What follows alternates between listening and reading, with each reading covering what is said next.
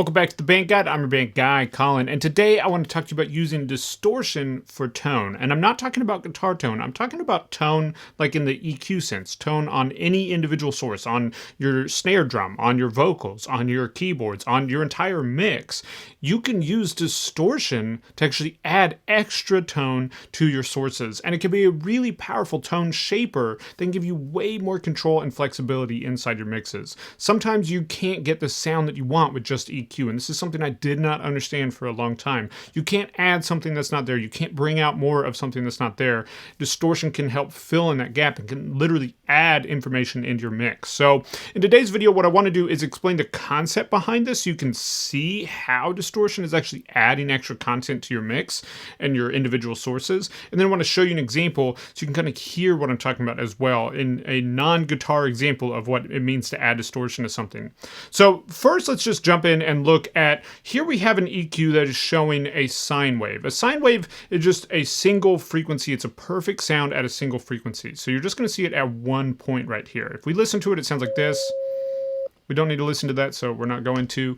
I'll go and close this here. In Logic, you have a sine generator, by the way, if you just want to test this out on your own. Now, as you can see right now, we just have the single line on our EQ. If I add distortion to this, let's say just this Distortion 2 plugin that we have in Logic or GarageBand, if I turn this on, you'll see we literally get more information to that sound. We get additional what are called harmonics to that sound. So it's adding extra information in with this distortion. It also changes the sound of it, obviously. So if I were to play a little bit of this, it sounds a little bit different. If I turn this off, it's a perfect sound. Add this in, it kind of adds this ringing to it. So it changes the sound of it. It adds a little bit of extra information. Depending on how you mix that in, it might be subtle. You might not even notice that it's in there, but it's just giving you a little extra tone, especially in a more complicated source. We're literally adding these frequencies, and depending on what you're using to do it, you'll have different shape of these harmonics. So if I were to use the amp simulator, for example, we will see here initially just a couple of points, but if I add more gain, we see bigger points, more harmonics as we call them. If I change out the amp head here, I'll see very different looking harmonics. And if I change out this cabinet over here, again, I'll see very different looking harmonics. So the distortion and the harmonics that it creates depends on a lot of different variables. So you want to play around with a few different things that create distortion, and I'm going to show you a couple in this video to get your kind of brain turning on it. And the last I want to show you is going to be the first example when we get into actual sonic example, and that's this exciter. So an exciter is basically subtle saturation at a specific frequency in parallel with the original source, or at least this is how I understand it. Maybe you're smarter than me and you understand a little bit better. If you do, please let me know in the comments if I'm wrong, nicely, because let's all be nice here.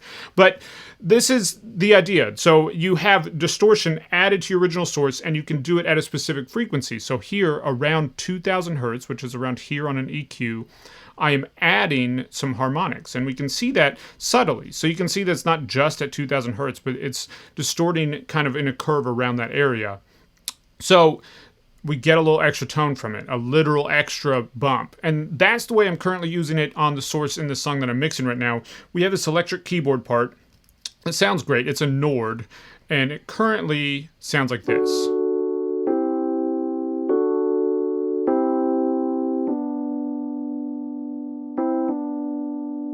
It's a good sound, just a nice electric piano sound. If I turn off this EQ, it's a little bit muddy, very full sounding. But I just want it to be a little bit brighter, a little bit clearer, kind of try to get a glassy edge on it, if you will. So this EQ was my first attempt at that. Started to bring out a good amount around 2500 hertz or so, around 3000 hertz it looks like. But it's not quite where I wanted it to be. So then I tried a few different distortions, and this exciter was exactly what I was looking for. So here I'm using the exciter at about 2100 hertz, pretty intensely here.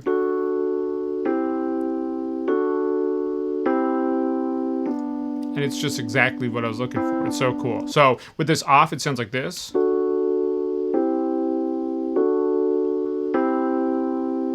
On, it sounds like that, right?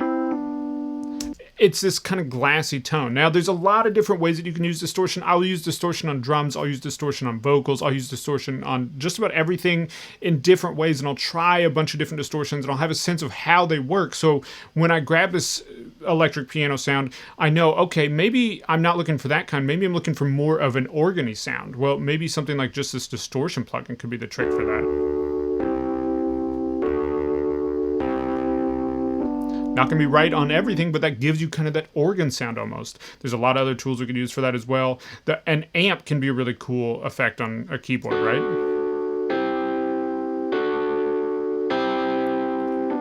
And I could drastically change this sound if I just change the amp that it's running through. Play with the gain a little bit, change out the cab or the microphone even.